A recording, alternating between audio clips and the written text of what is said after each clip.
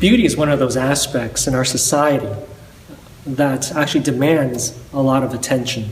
And that's part of the nature of beauty. It actually is to draw attention, to appeal to people. But one of the things that's lost, I think, from our society is this notion of objective beauty, absolute beauty. And when I think of objective beauty, I think of only really one thing. I think of the beauty of God and the beauty that He creates. The beauty of God is a very rich notion that has largely been lost. But it's so important for our spiritual life, for the meaning of the church, for what the church is supposed to be about and what it's supposed to do. And if I had to define the beauty of God, it would have to do with this concept of harmony, which is an equilibrium between two apparent opposites. So you take like the righteousness of God and you take the mercy of God, the holiness of God and the love or compassion of God. And because of this equilibrium, it forms the perfection of who God is. And because of that, it establishes for us this notion of the good. We strive for the good. And so when we come and behold the very beauty of God, we get a sense of what the good really means. And therefore we hunger more for God.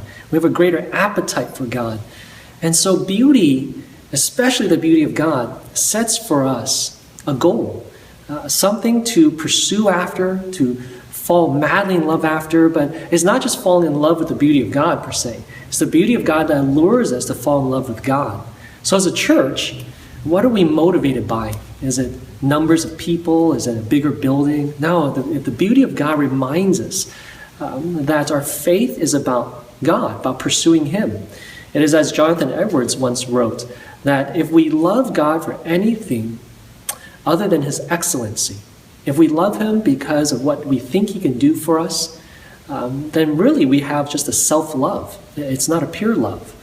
The beauty of God helps to refine the first and greatest commandment in us, to love God with all of our heart, soul, mind, and strength.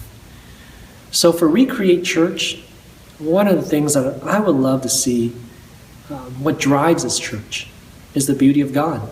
And in so doing, as we grasp and embrace God's beauty, we learn more fully and better what it means to recreate beauty out of brokenness.